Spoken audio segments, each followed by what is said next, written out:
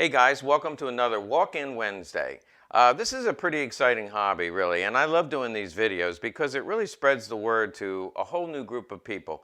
Let me give you an example of that. Probably a couple months ago, if you look at one of our earlier videos, and I encourage you to go back, if you subscribe or go back, look at Legacy Collectibles, Engraved Krieghoff. You'll see that we did a video on this Engraved Krieghoff. And very, very rare gun, one of 10. And in that video, I said, there's only 10 known. If you know of another one, let me know. Well, lo and behold, somebody who watches our video said, hey, I have one.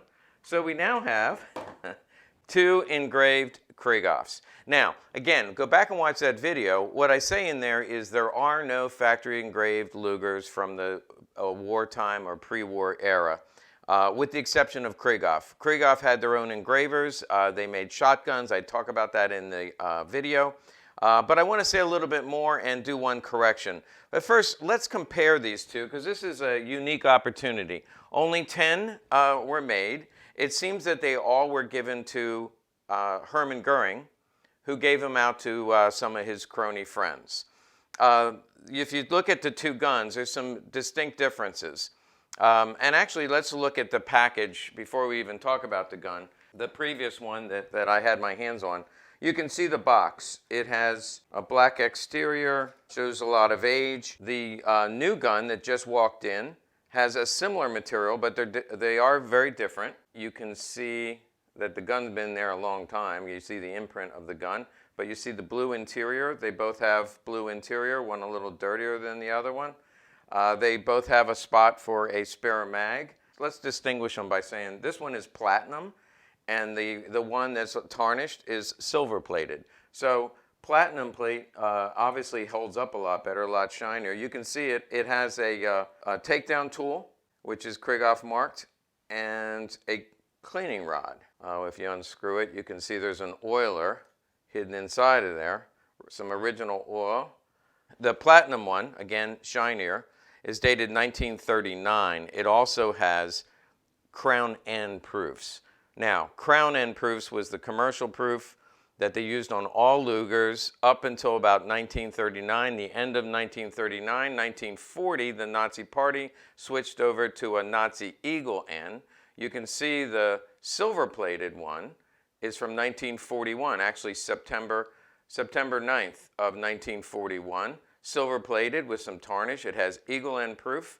Also what's interesting is the silver plated one, actually the serial number is earlier than the platinum plated one. So the one from 39 actually has a later serial number, which is interesting. I'm not sure, other than the book says they were not put together in sequence. So in other words, they made some parts, set them aside, and then later assembled them. So the serial number is not necessarily sequential, and that's certainly true in this case. The silver one from 1941, you can see the engraving, while tarnished, is also a lot deeper. Check out the back strap, and by the way, this is considered a typical Germanic oak, leaf, and acorn. You can see it's got a deeper engraving. Front strap, again, deeper engraving. The silver one, you can see the barrel is engraved, whereas the platinum one, the barrel is relatively smooth. You can see the 1941 has an ivory grip, a different style, and that style was used by other guns. I've seen that style before in Krieghoff Lugers. And then the platinum one, again, has a little more ornate style, but again, oak leaf and acorn. Both of them have matching magazines. Actually, the platinum one comes with 2 matching magazines. You can see that. Absolutely beautiful guns. They do come in 9mm, which was the standard German military caliber. It's really amazing to be able to have 2 of these at one time. Again, in the first video, I talk about Krieghoff Lugers by Randall Gibson. The book here, the exact gun, the platinum one is in here. The silver one evidently is a newer find because that serial number is not in the book. However, I don't doubt its authenticity because the deep engraving, these guns when they were finished, the metal was hardened, and I'm not a metallurgist, but what I do know is that it's near impossible to do these deep engravings on hardened metal. So this engraving had to be done before the gun was hardened in order to get this beautiful engraving done. So this was done pre being issued. So I have no doubt that this is a factory engraved, authentic Krieghoff Luger. So that's a little bit of the story about the gun itself, these engraved guns, beautiful guns. But what's the story behind the gun? Last time I did this video about the engraved Krieghoffs, I mentioned that they were probably given to the Luftwaffe aces. Well, that's a romantic thought, but the more I dug into it, I don't think that's true. And in order to help us make that conclusion, let's look back a little bit about the life of Hermann Goering. He was a Luftwaffe ace. There's a picture of him. He was a lot slimmer then, and he was actually a hero in the country. After World War I, he was celebrated as a hero. He got into politics, and that's how he ended up meeting Hitler. In the 20s, he joined the Nazi Party. He ran for office. He actually became a member of the Reichstag, and he became friends with Hitler early on in the 20s. However, in one of the riots, you know, the stormtroopers would create havoc in the cities and riot. It was usually the Nazis against the communists. He was actually wounded in the leg in one of the riots, and again, in the 1920s was the first time he took morphine, and he became immediately addicted. He probably had an addictive personality. If we take a look at him, he ate too much, he drank too much, he womanized too much, and when he collected guns, he collected a lot of guns. I actually Google searched Goering presentation guns, and I just scrolled through pages and pages of guns that were supposedly presented to Goering. Now, probably about half of those are fake. If you look at some of them, they can't be right. In fact, I bid on a number of these guns and always dropped out before they got really high. But they sell for a lot of money, so there's a good reason to fake some of these. But he was, I mentioned, he's obsessive in his personality. He's always visiting factories. He's good friends with Hermann Krieghoff. And so every time he visits the factory, they, of course, present him with engraved guns. He engraved shotguns and other Lugers, rifles, drillings, PPs, PPKs, all presented to him, which goes along, again, with his personality. If you look at when they conquered the different European countries, Goering would always go in. They would take all the treasures from the mansions of the Jews or the political leaders, and he'd bring it all back. He had villas all over Germany filled with treasures and loot from all over Europe. In fact, they found caves filled with this stuff. Now, what did he do with it? He was obviously saving it for after the war, but he also gave stuff away. He paid bribes. He promoted his friends. The whole economy was based on this cronyism, favoritism from Hitler, who flowed down to Goering and Himmler. Goering, by the way, was his #2 man. He was to be the successor to Hitler.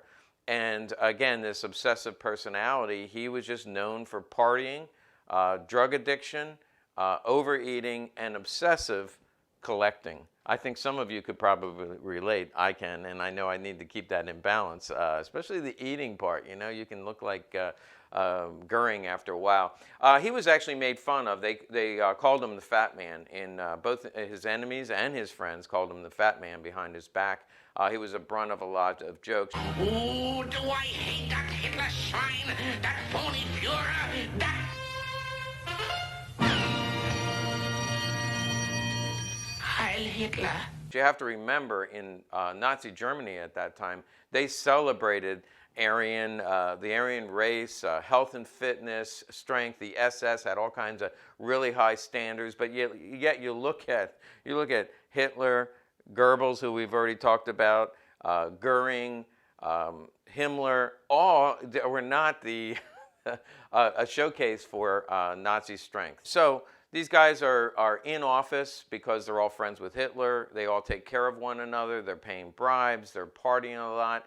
A lot of nonsense going on in Nazi Germany until it all fell apart. And of course, at the end, we know that Goering was captured with a Smith & Wesson revolver. There's actually a picture of the surrender. If you look at one of the auctions, they have an auction of a PPK, and it says famous German surrender pistol. It wasn't. Makes a great story. Somebody paid a lot of money, but He's seen carrying a Smith & Wesson revolver throughout the war. And when he was captured, there's all kinds of stories about he was captured with a gold engraved gun. He wasn't. It was a Smith & Wesson revolver. It looks like a .357 Magnum, but it could have been a .38 caliber. So that's a little bit of story behind the story. He was given 10 guns, probably as part of an order, which he then probably gave away to party leaders and cronies, friends of his, as part of the favoritism that the Nazi Party showed toward their friends and relatives. Oh, speaking of relatives, one more interesting fact. Goering had a brother who was an anti-Nazi. He was adamant anti-Nazi, and somehow Goering kept him protected throughout the war from all the purges that took place to round up all of Hitler's enemies. So they took care of their friends and their family. Now, in conclusion, beautiful guns. They have a storied past. It's a piece of art. It's been fun looking at these and handling these. They're worth a lot of money. In most cases, they go for over $100,000. But the whole history of these guns being given away, in my mind, there's no romantic story about going to Luftwaffe aces, but in fact, it's just part of the cronyism that took place toward the end of World War II in Germany. Thanks for watching.